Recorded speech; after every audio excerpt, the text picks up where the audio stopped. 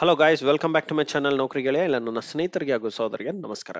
ಗೆಳೆಯರೆ, ಇವತ್ತು ನಾವು ಡಿಸ್ಕಸ್ ಮಾಡ್ತಿರೋಂಥ ಟಾಪಿಕ್ ಬಂದು which is related to BEL ಆಸ್ಪಿರೆಂಟ್ಸ್ಗೆ ಆಗಿರುತ್ತೆ, ಇಂಜಿನಿಯರ್ ಅಸಿಸ್ಟೆಂಟ್ ಟ್ರೈನಿ ಹಾಗೂ ಪ್ರೊಬೇಷನರ್ ಆಫೀಸರ್ಗೆ ಯಾರೆಲ್ಲ ಅಪ್ಲೈ ಮಾಡಿದ್ದೀರಾ ನಿಮಗೆ ಇದೊಂದು ಒಳ್ಳೆ ಸುದ್ದಿ ಆಗಿರುತ್ತೆ. ನೋಡಿ, ಈ ಎಕ್ಸಾಮ್ ಅನ್ನೋದು ಸದ್ಯದಲ್ಲೇ ಕಂಡಕ್ಟ್ ಮಾಡ್ತಾ ಇದ್ದಾರೆ EAT ಹಾಗೂ POಗೆ. ಓಕೆ, ಸೊ ನೀವೆಲ್ಲ ಫೋಕಸ್ ಮಾಡಬೇಕಾಗಿರೋಂಥ ಟಾಪಿಕ್ಸ್ ಯಾವುದು ಅನ್ನೋದು ನಾವು ಇವತ್ತು ಡಿಸ್ಕಸ್ ಮಾಡೋಣ. Specially for ECE and triple E branch ಅವರಿಗೆ ಇದೊಂದು very important information with respect to the analog electronics. ಇದೊಂದು ವೆರಿ ಇಂಪಾರ್ಟೆಂಟ್ ಸಬ್ಜೆಕ್ಟ್ಸ್, ಬಿಕಾಸ್ ಈ ಸಬ್ಜೆಕ್ಟ್ ಅಲ್ಲಿ ಡೈರೆಕ್ಟ್ ಆಗಿ ನಿಮ್ಗೆ ಏನಿಲ್ಲ ಅಂದ್ರೆ ಒಂದು 10 ರಿಂದ 15 ಕ್ವಶನ್ಸ್ ಬಂದ್ಬಿಡುತ್ತೆ ಗೈಸ್. ನೆನ್ಪಲ್ಲಿ ಇಟ್ಕೊಳ್ಳಿ. ಆ ತರ ಕೇಳೋ ಅಂತ ಕ್ವಶನ್ಸ್ ಯಾವುದು, ಟಾಪಿಕ್ಸ್ ಯಾವುದು ಅನ್ನೋದು ನಾವು ನೋಡೋಣ. ಸೊ ಇದೇ ತರದ ಇನ್ನೂ ಮುಂದೆ ವಿಡಿಯೋಸ್ ಹಾಕ್ತಾ ಇರ್ತೀನಿ.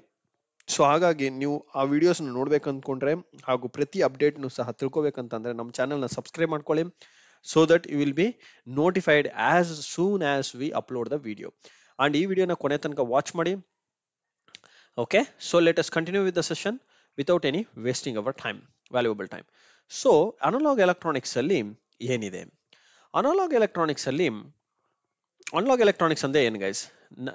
ಒಬ್ಬರ ಪ್ರಕಾರ ಒಂದು ಅನಲಾಗ್ ಅಂಡ್ ಡಿಜಿಟಲ್ಗೆ ಏನ್ ಡಿಫರೆನ್ಸ್ ಜಾಸ್ತಿ ಇರುತ್ತೆ? ಅನಲಾಗ್ ಅಂತಂದ್ರೆ ಇದೊಂದು ಕಂಟಿನ್ಯೂಸ್ ವೇರಿಯೇಬಲ್ ಸಿಗ್ನಲ್, ಕರೆಕ್ಟಾ? ಇದೊಂದು ಎನಿ ಫಿಸಿಕಲ್ ಕ್ವಾಂಟಿಟಿ ಇರುತ್ತೆ, any physical quantity which varies with respect to the time are fundamental ಈವೆಂಟ್ಸ್ಗೆ ತಕ್ಕ ಹಾಗೆ ಚೇಂಜ್ ಆಗ್ತಾನೆ ಇರುತ್ತೆ. Like for example the voice ಇರ್ಬೋದು, ಅಥವಾ ವೆಯ್ಟ್ ಇರ್ಬೋದು, ನಂತರ ಪ್ರೆಷರ್ ಇರ್ಬೋದು, ಲೆಂತ್ ಇರ್ಬೋದು, ಲೆವೆಲ್ ಇರ್ಬೋದು, ವಾಟರ್ ಲೆವೆಲ್ ಇರ್ಬೋದು, ಆಯಿಲ್ ಪ್ರೆಷರ್ ಇರ್ಬೋದು, ಆಯಿಲ್ ಫ್ಲೋ ಇರ್ಬೋದು. ಓಕೆ, ಅಂಡ್ ಇದೇ ತರದ ವೇರಿಯಸ್ ಅದರ ಪ್ಯಾರಾಮೀಟರ್ಸ್ ನೀವು ಎಲ್ಲೇ ಮೆಷರ್ ಮಾಡ್ಬೇಕು ಅನ್ಕೊಂಡ್ರು ಸಹ all are available in the analog signals. ಈ ಸಿಗ್ನಲ್ಸ್ ನ ನಾವು ಐಡೆಂಟಿಫೈ ಮಾಡಿ ಅದೇ ತರದ ಸಿಗ್ನಲ್ ನಮಗೆ ಕರೆಕ್ಟ್ ಆಗಿ ಮೆಷರ್ ಮಾಡೋದಕ್ಕೆ ನಮ್ಗೊಂದು ಏನ್ ಬೇಕು? ಒಂದು ಸಿಸ್ಟಮ್ ಬೇಕು. ಆ ಸಿಸ್ಟಮ್ ನ ನಾವು ಒಂದು ಅನಲಾಗ್ ಸಿಸ್ಟಮ್ ಅಂತ ಕರಿತೀವಿ. ಆ ಪರ್ಟಿಕ್ಯುಲರ್ ಅನಲಾಗ್ ಸಿಸ್ಟಮ್ ಅಲ್ಲಿ there are varieties of circuits. Analog system ಅಂದ್ರೆ ಒಂದು ಸರ್ಕ್ಯೂಟ್ ಅನ್ಮಾತು, CKT ಅಂತ ಹಾಕೋಣ. ಒಂದು ಸರ್ಕ್ಯೂಟ್, ಈ ಸರ್ಕ್ಯೂಟ್ ಏನ್ ಮಾಡುತ್ತೆ? ಇನ್ಪುಟ್ ನ ತಗೊಳುತ್ತೆ ಅಂಡ್ ಔಟ್ಪುಟ್ ನ ಕೊಡುತ್ತೆ. ಈ ಇನ್ಪುಟ್ ನ ತಗೊಂಡು ಔಟ್ಪುಟ್ ನ ಕೊಡೋದಕ್ಕೆ ಇದಕ್ಕೆ ಏನಿರುತ್ತೆ? ಒಂದು ಗೈನ್ ಏನೋ ಇರುತ್ತೆ. ಯಾಕಂತಂದ್ರೆ ನಾವು ಡೈರೆಕ್ಟ್ ಆಗಿ ತಗೊಂಡಿರೋದು ಏನ್ ಇನ್ಪುಟ್ ನಮಗೆ ವಾಯ್ಸ್ ಫಾರ್ಮ್ ಅಲ್ಲಿ ಬಂದಿದೆ ಅಂತಂದ್ರೆ ಡೈರೆಕ್ಟ್ ಆಗಿ ವಾಯ್ಸ್ ಫಾರ್ಮ್ ಅಲ್ಲೇ ಕೊಡಕ್ಕಾಗಲ್ಲ. ಬಟ್ ಫಸ್ಟ್ ವಾಯ್ಸ್ ಇಂದ ಎಲೆಕ್ಟ್ರಿಕಲ್ಗೋ ಏನೋ ಒಂದು ಇದ್ರ ಸೆನ್ಸ್ ಮಾಡೋ ಅಂತ ಒಂದು ಎಲಿಮೆಂಟ್ ಹಾಕೋಬೇಕು. ಆ ಸೆನ್ಸ್ ಮಾಡಿದ್ಮೇಲೆ ಅದನ್ನ ಸಿಗ್ನಲ್ ಕಂಡೀಷನಿಂಗ್ ಮಾಡಬೇಕು. ಯಾಕೆ ಅಂತಂದ್ರೆ ಅದರ ಆಂಪ್ಲಿಟ್ಯೂಡ್ ಕಡಿಮೆ ಇರ್ಬೋದು, ಜಾಸ್ತಿ ಇರ್ಬೋದು. ಫಸ್ಟ್ ರೆಕಾಗ್ನೈಸ್ ಮಾಡಬೇಕು, ಎಲ್ಲಿ ಪಿಚ್ ಇದೆ, ಎಲ್ಲಿ ಲೋ ಇದೆ, ಎಲ್ಲಿ ಹೈ ಇದೆ. ಇದು ಒಂದು ಎಕ್ಸಾಂಪಲ್ ಕೊಡ್ತಾ ಇದ್ದೀನಿ ಗೆಳೆಯರ ನಿಮ್ಗೆ. ಓಕೆ, ಸೊ ದಟ್ ನಿಮಗೆ ಸಿಸ್ಟಮ್ಸ್ ನ ಈಸಿಯಾಗಿ ಅಂಡರ್ಸ್ಟ್ಯಾಂಡ್ ಆಗ್ಲಿ ಅಂತ ಹೇಳ್ಬಿಟ್ಟು I am giving A very very basic minimum examples. Okay, ಇದೇ ತರದ ಒಂದು ವಾಯ್ಸ್ ಇರ್ಬೋದು, ಅಥವಾ ಒಂದು ವೆಯ್ಟ್ ಇರ್ಬೋದು. ಓಕೆ, ಒಂದು ವೆಯ್ಟ್ ಇರ್ಬೋದು, ಯಾರ್ದೊಬ್ದು ಹ್ಯೂಮನ್ ವೆಯ್ಟ್ ಮೆಷರ್ ಮಾಡ್ತಾ ಇದ್ರೆ ಅಂದ್ರೆ ಕೆಳಗಡೆ ಏನ್ ಹಾಕಿರ್ತಾರೆ? ವೆಯ್ಟ್ ಮೆಷರಿಂಗ್ ಇನ್ಸ್ಟ್ರೂಮೆಂಟ್ ಹಾಕಿರ್ತಾರೆ. ಅದಕ್ಕೊಂದು ಸೆನ್ಸರ್ ಇರುತ್ತೆ. ಅದು ಡೈರೆಕ್ಟ್ ಆಗಿ ಕೊಡುತ್ತಾ? ಇಲ್ಲ, ಅಲ್ಲಿ ಒಳಗಡೆ ಸ್ವಲ್ಪ ಚೇಂಜಸ್ ಆಗುತ್ತೆ ಅನ್ಮಾತು. ಮೆಟೀರಿಯಲ್ ಚೇಂಜಸ್ ಆಗುತ್ತೆ. ಮೆಟೀರಿಯಲ್ ಚೇಂಜಸ್ ಆದ ನಂತರ ಅದನ್ನ ಮತ್ತೆ ಎಲೆಕ್ಟ್ರಿಕಲ್ ಕನ್ವರ್ಟ್ ಆಗುತ್ತೆ. ಎಲೆಕ್ಟ್ರಿಕಲ್ ಇಂದ ನಿಮ್ಮ ಮೂವ್ಮೆಂಟ್, ಮ್ಯಾಗ್ನೆಟಿಕ್ ಮೂವ್ಮೆಂಟ್ ಇಂದ ಒಂದು ಅನಲಾಗ್ ಇಂಡಿಕೇಟರ್ ಅಲ್ಲಿ ಒಂದು ಪಾಯಿಂಟರ್ ನ ಟಕ್ ಅಂತ ಮೂವ್ ಮಾಡಿಸ್ತೀವಿ. ಸೊ ಇದು it's not so easy as you see. ನೋಡೋದಕ್ಕೆ ತುಂಬಾ ಈಸಿ ಎಕ್ವಿಪ್ಮೆಂಟ್, ಈಸಿ ಡಿವೈಸ್ ಅಂತ ಅನ್ಸುತ್ತೆ. But if you open it, you will see the beauty of the circuits who is going to love the analog electronics subjects. So ಈಗ ಈ particular system ಅಲ್ಲಿ ಒಂದು system of circuit ಏನಿದೆ, ಈ circuit ಅಲ್ಲಿ ನಮಗೆ ಒಂದು ಗೈನ್ ಅನ್ನೋದು ಬರ್ತವೆ. ರೈಟ್, ಏನು ಗೈನ್ ಅನ್ನೋದು ಬರುತ್ತೆ. ಅಂಡ್ ಅದರ ಆಪರೇಟಿಂಗ್ ಪಾಯಿಂಟ್ ಅನ್ನೋದೊಂದಿರುತ್ತವೆ. ಓಕೆ, ಆಪರೇಟಿಂಗ್ ಪಾಯಿಂಟ್ ಇರುತ್ತೆ. ಅಂಡ್ ಆಪರೇಟಿಂಗ್ ಪಾಯಿಂಟ್ ಆದ ನಂತರ ನಮಗೇನಿರುತ್ತೆ? ಅದರ ಲಾಸಸ್ ಇರುತ್ತೆ. Very very important. ಯಾವುದೇ ಎಕ್ವಿಪ್ಮೆಂಟ್ ನಮಗೆ ಫ್ರೀ ಆಗಿ ಕೊಡೋದಕ್ಕೆ ಅದೇನು ಕಾಯ್ಕಂತ ಕೂತಿಲ್ಲ. ಅದರದ್ದಾದಂತ ಒಂದು ಲಾಸ್ ಇರುತ್ತೆ. ಫಸ್ಟ್ ಅದು ತಿನ್ನುತ್ತೆ. ಅದಾದ ನಂತರನೇ ಏನು ಉಳಿಯುತ್ತಲ್ವಾ, ಅದು ಸ್ಯಾಟಿಸ್ಫೈ ಆದ ನಂತರನೇ ನಿಮ್ಗೆ ಏನಾದ್ರೂ ಕೆಲಸ ಮಾಡ್ಕೊಡೋದು. ಸೊ ಯಾರಾದ್ರೂ ಅಷ್ಟೇ. ಸೊ ಒಂದು ಎಕ್ವಿಪ್ಮೆಂಟ್ ಆದ್ರೂ ಅಷ್ಟೇ, ಒಂದು ಮೆಟೀರಿಯಲ್ ಆದ್ರೂ ಅಷ್ಟೇ, ಒಂದು ಸರ್ಕ್ಯೂಟ್ ಆದ್ರೂ ಅಷ್ಟೇ. ಸೊ ಇದು ಸಿಂಪಲ್ ಬೇಸಿಕ್ ಫಂಡಮೆಂಟಲ್ಸ್. ಇವು ಮೂರು ನಿಮಗೆ ಗೊತ್ತಿದ್ರೆ ನೀವು ಯಾವುದೇ ತರ ಸರ್ಕ್ಯೂಟ್ಗೂ ಆದ್ರೂ ಡಿಸೈನ್ ಮಾಡ್ಬೋದು. ಸೊ ಈಗ ಈ ಗೈನ್ ಅನ್ನೋದು ಎಲ್ಲಿಂದ ಬರುತ್ತೆ? ಆಪರೇಟಿಂಗ್ ಪಾಯಿಂಟ್ ಅಂದ್ರೆ ಏನು, ಅಂಡ್ ಲಾಸಸ್ ಅಂದ್ರೆ ಯಾವ ಟೈಪ್ ಆಫ್ ಲಾಸಸ್ ನ ನಾವು ಫೋಕಸ್ ಮಾಡಬೇಕಾಗುತ್ತೆ in order to design a particular system. ಈಗ ಕ್ವಶನ್ ಕಡೆ ಬರೋದಾದ್ರೆ ನೋಡಿ, in a common emitter BJT amplifier ಏನಂತಂದ್ರೆ ನೋಡಿ, ಕಾಮನ್ ಎಮಿಟರ್ ಇದೆ, C ಕಾನ್ಫಿಗರೇಷನ್ ಇದೆ, ಯಾವುದು BJT ಡಿವೈಸ್ ಅಂಡ್ ಆಂಪ್ಲಿಫೈರ್ ಅಂತಂದ್ರೆ ಅದೇ ಏನ್ ಮೀನಿಂಗು, ಆಕ್ಟಿವ್ ರೀಜನ್ ಅಲ್ಲಿ ಕೆಲಸ ಮಾಡ್ತಾ ಇದೆ ನಮ್ಮ ಟ್ರಾನ್ಸಿಸ್ಟರ್. ಬಿಜೆಟಿ ಅಂದ್ರೆ ಬೈಪೋಲಾರ್ ಜಂಕ್ಷನ್ ಟ್ರಾನ್ಸಿಸ್ಟರ್ ಅಲ್ವಾ. ಸೊ ಇದು ಒಂದು ಆಕ್ಟಿವ್ ರೀಜನ್ ಅಲ್ಲಿ ಕೆಲಸ ಮಾಡಿದಾಗ ನಿಮಗೆ ಏನ್ ತರ ವರ್ಕ್ ಆಗುತ್ತದು, ಆಂಪ್ಲಿಫೈರ್ ತರ ವರ್ಕ್ ಆಗುತ್ತೆ. ಸೊ ಈಗ ಈ collector current increases slightly with temperature. ಯಾವ್ದ್ರಿಂದ? Due to the beta variation ಅಂತಿದ್ದಾರೆ ನೋಡಿ. ಒಂದು ಕಲೆಕ್ಟರ್ ಕರೆಂಟ್ ಇನ್ಕ್ರೀಸ್ ಆಗ್ತಾ ಇದೆ ಅಂತಂದ್ರೆ with respect to temperature due to what? Beta changes. Due to what? Beta changes. So ಈ ತರ ಇದ್ದಾಗ ನಮಗೆ which biasing method gives minimum thermal stability ಅಂತ ಕೇಳ್ತಿದ್ದಾರೆ. ಫಸ್ಟ್ ನಿಮ್ಗೆ ಇಲ್ಲಿ ಏನೇನು ಪಾಯಿಂಟ್ ಅರ್ಥ ಆಗ್ಬೇಕು ನೋಡಿ. ಬಿಜೆಟಿ ಅಂದ್ರೆ ಏನೇನ್ ಬರುತ್ತೆ ನಮಗೆ? ಓಕೆ,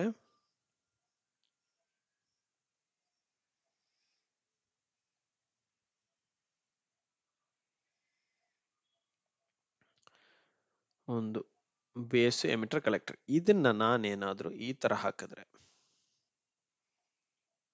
ಓಕೆ, ಇದು ಎಮಿಟರ್, ಇದು ಕಲೆಕ್ಟರ್ ರೀಜನ್, ಬೇಸ್ ರೀಜನ್.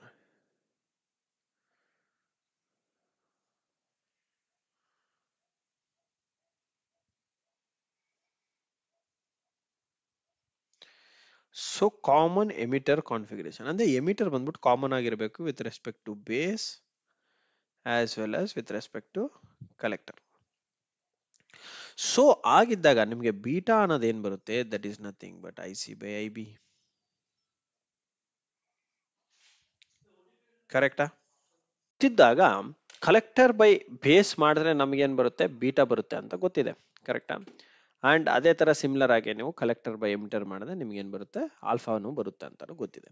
ಈಗ ಇದಿಷ್ಟು ಬರಂದ್ರೆ ಸರ್ಕ್ಯೂಟ್ ಅಲ್ಲ, ಇದು ಏನು? One of the parameter to measure output. ಈ ಪ್ಯಾರಾಮೀಟರ್ ಬಂದ್ಬಿಟ್ಟು ನಿಮಗೊಂದು ಲಾಸ್ ನ ಫಾರ್ಮ್ ಮಾಡುತ್ತೆ, ಅಥವಾ ಇದೊಂದು ಬೀಟಾ ಕಾನ್ಫಿಗರೇಷನ್ ಅನ್ನೋದು ಒಂದು type of gain of that particular circuit. ಯಾಕಂದ್ರೆ ಔಟ್ಪುಟ್ ಬೈ ಇನ್ಪುಟ್ ತಗೊಂತಾ ಇದ್ರೆ ಅಂತಂದ್ರೆ that is gives us a ratio in the form of numbers ಅಲ್ಲಿ ಕೊಡುತ್ತೆ. Okay, it will always be greater than the 1 ಇರುತ್ತೆ, not less than 1, because collector current will always be higher than the beta base current. Okay, so ಈಗ ಇದನ್ನ ನೋಡಿ ಹೇಳೋದಲ್ಲ, ಈಗ very important point ಬರೋದಾದ್ರೆ ಈ ಬೀಟಾ ಅನ್ನೋದು ಒಂದು ಟೆಂಪರೇಚರ್ ಫ್ಯಾಕ್ಟರ್ ಮೇಲೆ ಡಿಪೆಂಡೆಂಟ್ ಇದೆ. ಈ ಟೆಂಪರೇಚರ್ ಇಂದ ನಿಮ್ಗೆ ಏನ್ ಬರುತ್ತೆ? ಒಂದು ಟೆಂಪರೇಚರ್ ಯಾವುದೇ ಒಂದು ಇನ್ಕ್ರೀಸ್ ಆಯ್ತಂದ್ರೆ ನಿಮ್ಮ ಕಲೆಕ್ಟರ್ ಕರೆಂಟ್ ಏನಿದೆ ಅಲ್ಲ, ಇದು ಸಹ ಚೇಂಜ್ ಆಗುತ್ತೆ, ನೆನಪಲ್ಲಿರ್ಲಿ. ಇದು ವೆರಿ ವೆರಿ ಇಂಪಾರ್ಟೆಂಟ್, ಇದು ಸಹ ಚೇಂಜ್ ಆಗುತ್ತೆ. ಓಕೆ, ಸೊ ಈಗ ಇದು ಚೇಂಜ್ ಆಗ್ತಾ ಇದೆ ಅಂತಂದ್ರೆ, ಓಕೆ, ಇದು ಚೇಂಜ್ ಆಗ್ತಾ ಇದೆ ಅಂತಂದ್ರೆ ನೀವೇನ ಕಂಟ್ರೋಲ್ ಮಾಡಬೇಕು? ಒಂದು ಟೆಂಪರೇಚರ್ನ ಚೇಂಜ್ ಆಗೋದನ್ನ ಕಂಟ್ರೋಲ್ ಮಾಡೋಕ್ಕಾಗಲ್ಲ, because it's A natural environment. ನೀವೇನ ಚೇಂಜ್ ಮಾಡ್ಬೋದು? ಈ ಬೀಟಾ ಅನ್ನೋ ಡಿಸೈನ್ಡ್ ವ್ಯಾಲ್ಯೂನ ಚೇಂಜ್ ಮಾಡ್ಬೋದು. ಕರೆಕ್ಟಾ? ಈ ಬೀಟಾ ಅನ್ನೋ ಡಿಸೈನ್ ವ್ಯಾಲ್ಯೂನ ಚೇಂಜ್ ಮಾಡ್ಬೋದು. And also you can change the supply voltage which is given from here as well as from this side. ಈ ಎರಡನ್ನು ಸಹ ನಮ್ಮ ಕೈಯಲ್ಲಿದೆ ವೇರಿಯೇಷನ್ ಮಾಡೋದು. ಇದು ವೇರಿಯೇಷನ್ ಮಾಡಿದೆ ನಮಗೆ ಕರೆಂಟ್ ಚೇಂಜ್ ಆಗುತ್ತೆ, ರೈಟ್? ಎರಡು ಕಡೆ ಕರೆಂಟ್ ಚೇಂಜ್ ಆಗುತ್ತೆ, ಎರಡು ಸೋರ್ಸಸ್ ನ ವೋಲ್ಟೇಜ್ ನ ವೇರಿ ಮಾಡೋದ್ರಿಂದ. ಈಗ ಈ ಬಯಾಸಿಂಗ್ ಅನ್ನೋದೇನಿದೆ ಅಲ್ವಾ, ಈ ಬಯಾಸಿಂಗ್, ವಿಚ್ ಬಯಾಸಿಂಗ್ ಮೆಥಡ್ ಅಂತ ಕೇಳ್ತಾರೆ. ಬಯಾಸಿಂಗ್ ಅಂದ್ರೆ ಏನು ಅನ್ನೋದು ಸಹ ನಿಮಗೆ ಗೊತ್ತಿರಬೇಕು ಗೈಸ್. ಬಯಾಸಿಂಗ್ ಅಂದ್ರೆ ಏನು? ಬಯಾಸಿಂಗ್ ಅಂದ್ರೆ ಒಂದು ಕ್ಯೂ ಪಾಯಿಂಟ್ ನ ಸೆಟ್ ಮಾಡ್ಲಿಕ್ಕೆ ಯೂಸ್ ಮಾಡೋ ಅಂತ ಒಂದು ವೋಲ್ಟೇಜ್ ಲೆವೆಲ್. ಆ ವೋಲ್ಟೇಜ್ ಲೆವೆಲ್ ಆದ ನಂತರನೇ ನಾವು ಮೆಜರ್ಮೆಂಟ್ಸ್ ನ ರಿಯಲಿ ಮಾಡೋದು. ಓಕೆ, ಸೊ ಈಗ ಆ ಪರ್ಟಿಕ್ಯುಲರ್ ಕ್ಯೂ ಪಾಯಿಂಟ್ ಅನ್ನೋದನ್ನ ಸೆಟ್ ಮಾಡಬೇಕು ಅಂತಂದ್ರೆ ವೇರಿಯಸ್ ಅದರ್ ಬಯಾಸಿಂಗ್ ಮೆಥಡ್ಸ್ ಇದಾವೆ. ಅದರಲ್ಲಿ ಇವು 4 method. One of them fixed bias ಇದೆ, ಇದು ನಾರ್ಮಲ್ ಬೇಸಿಕ್ ಮೆಥಡಾಲಜಿ ನಾವು ಯೂಸ್ ಮಾಡೋದು. ಕಲೆಕ್ಟರ್ ಟು ಬೇಸ್ ಬಯಾಸ್ ಅಂತಾನೆ ಇದೆ, ಕಲೆಕ್ಟರ್ ನಿಂದ ಬೇಸ್ಗೆ ಏನು ಫ್ಲೋ ಆಗುತ್ತಲ್ವಾ ಇಲ್ಲಿ ನಾವು ಬಯಾಸ್ ಮಾಡ್ತೀವಿ. And then the voltage divider bias ಸಹ ಇದೆ. ಇದೇನ್ ಮಾಡುತ್ತೆ? ಒಂದು ವೋಲ್ಟೇಜ್ ಇನ್ಪುಟ್ ಏನ್ ಕೊಡ್ತೀವಿ ಅದನ್ನ R1 ಅಂಡ್ R2 ನಡುವೆ ಡಿವೈಡ್ ಮಾಡುತ್ತೆ. ಅಂಡ್ ನಂತರ ಎಮಿಟರ್ ಬೈ ಫೀಡ್ಬ್ಯಾಕ್ ಬಯಾಸ್ ಅಂತಾನೂ ಇದೆ. ಇದು ಎಮಿಟರ್ ಅಲ್ಲಿ ನಾವು ಒಂದು ರೆಸಿಸ್ಟರ್ ನ ಹಾಕ್ತಿವಿ, ಅದರಿಂದನೂ ಸಹ ಸಮ್ ಚೇಂಜಸ್ ಕಂಡು ಬರುತ್ತೆ. ಇವೆಲ್ಲ ಏನಂತಂದ್ರೆ ಇವೆಲ್ಲ ಒಂದು ಟೈಪ್ ಆಫ್ ಕಾನ್ಫಿಗರೇಷನ್ಸ್ ಗೈಸ್. ಇವೆಲ್ಲ ಏನು ಒಂದು ಟೈಪ್ ಆಫ್ ಕಾನ್ಫಿಗರೇಷನ್ಸ್. ನಮ್ಮ ಸೈಂಟಿಸ್ಟ್ಗಳು ಆಗಿನ ಕಾಲದಲ್ಲಿ ಏನ್ ಮಾಡಿದ್ದಾರೆ, ಒಬ್ಬೊಬ್ಬರು ಒಂದೊಂದು ಹಾಕು ಅಂತ ನೋಡಿದ್ದಾರೆ. ಒಂದು ಕಲೆಕ್ಟರ್ ಅಲ್ಲಿ ಹಾಕಿ ನೋಡು, ಒಂದು ಎಮಿಟರ್ ಅಲ್ಲಿ ಹಾಕಿ ನೋಡು, ಒಂದೆರಡು ರೆಸಿಸ್ಟರ್ಸ್ ಡಿವೈಡ್ ಮಾಡಿ ನೋಡು, ಏನ್ ಬರುತ್ತೆ ಅಂದಾಗ ಅವ್ರು ಐಡೆಂಟಿಫೈ ಮಾಡಿರೋದು ಏನಂತಂದ್ರೆ ಈ ಬಯಾಸಿಂಗ್ ಪಾಯಿಂಟ್ ಅನ್ನೋದು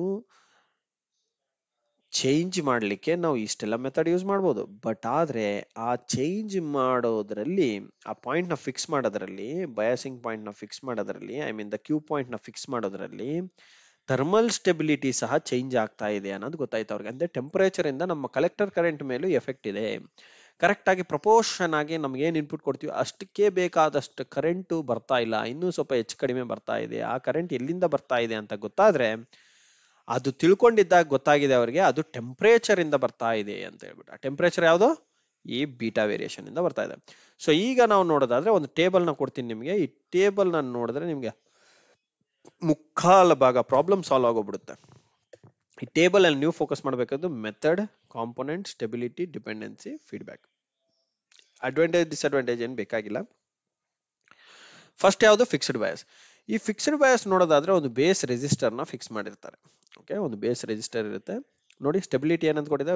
ವೆರಿ ಪೂರ್. ವೆರಿ ಪೂರ್ ಅಂತಂದ್ರೆ ಇದು ಏನಿಲ್ಲ, ಸಿಂಪಲ್ ಆಗಿ ಒಂದು ವೋಲ್ಟೇಜ್ ನ ಕೊಟ್ಬಿಟ್ಟು ನೋಡೋದು. ಇನ್ಪುಟ್ ಅಲ್ಲಿ ವೋಲ್ಟೇಜ್ ಕೊಡಿ, ಆದ್ಮೇಲೆ ಆ ವೋಲ್ಟೇಜ್ ನ ಫಿಕ್ಸ್ ಮಾಡೋದು. ಆ ವೋಲ್ಟೇಜ್ ನ ಫಿಕ್ಸ್ ಮಾಡಿದ ನಂತರ ಎಷ್ಟು ಬರುತ್ತೆ, ಸ್ಟೆಬಿಲಿಟಿ ಹೆಂಗೆ, ಟೆಂಪರೇಚರ್ಗೆ ಏನಾದ್ರು ಚೇಂಜಸ್ ಆಗುತ್ತಾ ಇಲ್ಲ ಅಂತ ನೋಡಿದ್ರೆ ತುಂಬಾನೇ ಚೇಂಜಸ್ ಇದೆ. ಹಂಗಾಗಿ ಪೂರ್ ಅಂತ ಕೊಟ್ಟಿದ್ರೆ ಹೈಲಿ ಡಿಪೆಂಡೆಂಟ್ ಇದೆ ಯಾವುದು? ಬೀಟಾ ಫ್ಯಾಕ್ಟರ್ ಮೇಲೆ. ಬೀಟಾ ಫ್ಯಾಕ್ಟರ್ ಮೇಲೆ ಡಿಪೆಂಡ್ ಆಗ್ಕೂಡುದು ಅಂತಂದ್ರೆ ದ ವೇರಿಯೇಷನ್ ಅಥವಾ ಕ್ಯೂ ಪಾಯಿಂಟ್ ಅನ್ನೋದು ವೇರಿಯೇಷನ್ ಚೇಂಜ್ ನಿಮಗೆ ಬೀಟಾ ಮೇಲೆ ಡಿಪೆಂಡೆಂಟ್ ಆಗ್ಕೂಡುದು ಅಂತಂದ್ರೆ then let us go for next method. ಯಾವುದು? Collector to base bias. ಇದರಲ್ಲಿ ಏನಿದೆ ನೋಡಿ, ಒಂದು ಬೇಸ್ ರೆಸಿಸ್ಟರ್ ನ ಕನೆಕ್ಟ್ ಮಾಡ್ತೀವಿ ಫ್ರಮ್ ಕಲೆಕ್ಟರ್ ಟು ಬೇಸ್. ಇದೇನಿದೆ? ಮಾಡ್ರೇಟ್ ಆಗಿ ವರ್ಕ್ ಆಗುತ್ತೆ. ಮಾಡ್ರೇಟ್ ಅಂದ್ರೆ ಇಲ್ಲಿ ಸ್ವಲ್ಪ ಪೂರಿತ, ತುಂಬಾನೇ ನಮಗೆ ಲಾಸಸ್ ಜಾಸ್ತಿ ಆಗ್ತಾ ಇದೆ. ಐ ಮೀನ್ ಬೀಟಾ ವೇರಿಯೇಷನ್ ತುಂಬಾ ಜಾಸ್ತಿ ಇತ್ತು. ಸೊ ಇದರಲ್ಲಿ ಸ್ವಲ್ಪ ಕಡಿಮೆ compare to fixed bias. Okay, ಇದರಲ್ಲಿ ನೋಡಿ ನೆಗೆಟಿವ್ ಫೀಡ್ಬ್ಯಾಕ್ ಅನ್ನೋದು ಯೂಸ್ ಮಾಡ್ತೀವಿ. ಇದು ವೆರಿ ಇಂಪಾರ್ಟೆಂಟ್. ನಿಮಗೆ ಎಕ್ಸಾಮ್ ಅಲ್ಲಿ ಕೇಳೋಂತಹ ಪಾಯಿಂಟ್ ಯಾವುದಕ್ಕೆ ಫೀಡ್ಬ್ಯಾಕೇ ಇಲ್ಲ ಅಂತಾನು ಕೇಳ್ಬೋದು. ವೆರಿ ಇಂಪಾರ್ಟೆಂಟ್, ಇದನ್ನ ನಮ್ಮ ನೋಟ್ ಮಾಡ್ಕೊಳ್ಳಿ. ಫಿಕ್ಸ್ಡ್ ಬಯಾಸ್ ಅಲ್ಲಿ ನೋ ಫೀಡ್ಬ್ಯಾಕ್ ಅನ್ನೋದು ವೆರಿ ಇಂಪಾರ್ಟೆಂಟ್. ಓಕೆ, ಅಂಡ್ ಅದಾದ ನಂತರ ಕಲೆಕ್ಟರ್ ಬಯಾಸ್ ಅಲ್ಲಿ ಬಂದ್ರೆ ನೆಗೆಟಿವ್ ಫೀಡ್ಬ್ಯಾಕ್ ಇರುತ್ತೆ, ನೆನಪಿರ್ಲಿ. ಇಲ್ಲಿಂದ feedback start. Which is moderate ಅಂತ ಕೇಳಿದ್ರೆ ನೀವು ಇದನ್ನ ಟಿಕ್ ಮಾಡ್ಕೋಬಹುದು. ಅಂಡ್ ಅದೇ ತರ ವೋಲ್ಟೇಜ್ ಡಿವೈಡರ್ ಬಯಾಸ್ ಅನ್ನೋದಿದೆ. ವೋಲ್ಟೇಜ್ ಡಿವೈಡರ್ ಬಯಾಸ್ ಅಲ್ಲಿ ನಿಮಗೆ 3 ರೆಸಿಸ್ಟರ್ಸ್ ಇರುತ್ತೆ. ಒಂದು RE, ಒಂದು R1, R2 ವೋಲ್ಟೇಜ್ ನ ಡಿವೈಡ್ ಮಾಡುತ್ತೆ. ಈ ತರ ಮಾಡೋದ್ರಿಂದ ನಿಮಗೆ ಎಕ್ಸಲೆಂಟ್ ಸ್ಟೆಬಿಲಿಟಿನೂ ಸಿಗುತ್ತೆ, thermal stability, and very low in dependency. ನೋಡಿ, ವೆರಿ ಲೋ ಡಿಪೆಂಡೆನ್ಸಿ ಆನ್ ಯಾವುದು? ಬೀಟಾ ಫ್ಯಾಕ್ಟರ್ ಮೇಲೆ. ವೆರಿ ಲೋ ಡಿಪೆಂಡೆನ್ಸಿ ಅಂತಂದ್ರೆ ಇಲ್ಲಿ ಸ್ಟ್ರಾಂಗ್ ನೆಗೆಟಿವ್ ಫೀಡ್ಬ್ಯಾಕ್ ಇದೆ via RE. Very important. Strong negative feedback. ಎಷ್ಟು ಸ್ಟ್ರಾಂಗ್ ನೀವು ಫೀಡ್ಬ್ಯಾಕ್ ನ ಕಂಡಕ್ಟ್ ಮಾಡ್ತೀರಾ ನಿಮಗೆ ಅಷ್ಟು ಬೆಟರ್ ಡಿಪೆಂಡೆನ್ಸಿ ಕಡಿಮೆ ಆಗ್ತಾ ಇದೆ ಯಾವುದು? ಬೀಟಾ ಫ್ಯಾಕ್ಟರ್ ಮೇಲೆ. ಓಕೆ, ಸೊ ಇದೇ ನಿಮಗೆ very very important voltage divider factor which has A very low dependency and gives A very good excellent stability. Similar ಆಗಿ ನೋಡೋದಾದ್ರೆ ನಿಮಗೆ ಎಮಿಟರ್ ಫೀಡ್ಬ್ಯಾಕ್ ಬಯಾಸ್ ಏನು? ಎಮಿಟರ್ ಫೀಡ್ಬ್ಯಾಕ್ ಬಯಾಸ್ ಅಲ್ಲಿ RB ಅಂಡ್ ಎಮಿಟರ್ ರೆಸಿಸ್ಟರ್ ಇರುತ್ತೆ. ಇದನ್ನು good ಅಂತ ಕೊಟ್ಟಿದ್ದಾರೆ, reduce dependency. So ಇದರಲ್ಲೂ ಸಹ ನೆಗೆಟಿವ್ ಫೀಡ್ಬ್ಯಾಕ್ ಥ್ರೂ ಇದು ಇರುತ್ತೆ. ಸೊ ನೀವು ವೋಲ್ಟೇಜ್ ಡಿವೈಡರ್ ಬಯಾಸ್ ಅಲ್ಲಿ ಓದೋದಾದ್ರೆ ಮೋಸ್ಟ್ ಸ್ಟೇಬಲ್ ಕ್ಯೂ ಪಾಯಿಂಟ್ ನೋಡಿ ಅಂತ ಕೊಟ್ಟಿದ್ದಾರೆ. ನೋಡಿ, ಸ್ಟೇಬಲ್ ಕ್ಯೂ ಪಾಯಿಂಟ್ ಇರುತ್ತೆ, widely used and best thermal stability. Okay, ಇಷ್ಟೆಲ್ಲ ಇಂಪಾರ್ಟೆಂಟ್ ಗೈಸ್ ನಿಮಗೆ examination point of view. And ಇದೇ ತರ ಇನ್ನೂ ಹೆಚ್ಚಿನ ವಿಡಿಯೋಸ್ ಹಾಕ್ತಾ ಇರ್ತೀನಿ. ಸೊ ನಮ್ಮ ಚಾನಲ್ನ ಸಬ್ಸ್ಕ್ರೈಬ್ ಮಾಡ್ಕೊಳ್ಳಿ. ಅಂಡ್ ವೆರಿ ಇಂಪಾರ್ಟೆಂಟ್ ಏನಂತಂದ್ರೆ ನಾವು ಇದೇ ತರ ಇನ್ನು ಹಲವಾರು ವಿಡಿಯೋಸ್ನ ಹಾಕಿದೀವಿ ಆಲ್ರೆಡಿ. ಅವರ್ ಪಾಸ್ಟ್ ವಿಡಿಯೋಸ್ನ ನೀವು ನೋಡ್ಕೊಳ್ಳಿ, ಯಾಕಂದ್ರೆ ಅದರಲ್ಲೂ ಇದೇ ತರ ಎಕ್ಸ್ಪ್ಲನೇಷನ್ ಕೊಟ್ಟಿದೆ. So that it will be much helpful for you to crack the examination when it comes to the particular topic. And ಇನ್ನು ಏನಾದ್ರೂ ನಾನು ಹೆಚ್ಚು ಕಲಿಬೇಕು ಸರ್, ಕಂಪ್ಲೀಟ್ ಕೋರ್ಸ್ ಇದ್ರೆ ನಮ್ಮ ಹತ್ರ ಅವೈಲೇಬಲ್ ಇದ್ರೆ ಹೇಳಿ ಅಂತಂದ್ರೆ ನೀವು ಪರ್ಟಿಕ್ಯುಲರ್ ನಂಬರ್ಗೆ ಮೆಸೇಜ್ ಹಾಕಿ. ಓಕೆ, ಈ ಪರ್ಟಿಕ್ಯುಲರ್ 8123104948 ನಂಬರ್ಗೆ ಮೆಸೇಜ್ ಹಾಕಿದ್ರೆ ವಾಟ್ಸಪ್ ಮೆಸೇಜ್ ಅವೈಲೇಬಲ್ ಇದೆ. ನೀವು ಮೆಸೇಜ್ ಹಾಕಿದ್ರೆ our team will get in contact with you. And I wish you all the best guys. ಚೆನ್ನಾಗಿ ಪ್ರಿಪೇರ್ ಮಾಡಿ ಅಂಡ್ ಎಕ್ಸಾಮ್ನ ಬೇಗನೆ ಕ್ರ್ಯಾಕ್ ಮಾಡಿಕೊಂಡು ಗೌರ್ಮೆಂಟ್ ಜಾಬ್ ಅಲ್ಲಿ ಸೇರಿ. Okay, and I wish you all the best. See you in the next session and thank you for subscribing to our channel. And ಈ ವಿಡಿಯೋನ ನಿಮ್ಮೆಲ್ಲ ಗೆಳೆಯರಿಗೆ ಶೇರ್ ಮಾಡಿ ಆ್ಯಂಡ್ ನಿಮ್ಮ ಕೊಲೀಗ್ಸ್ ಆ್ಯಂಡ್ ಫ್ರೆಂಡ್ಸ್ಗೂ ಸಹ ಶೇರ್ ಮಾಡಿ. Wish you all the best. Good day. Take care guys.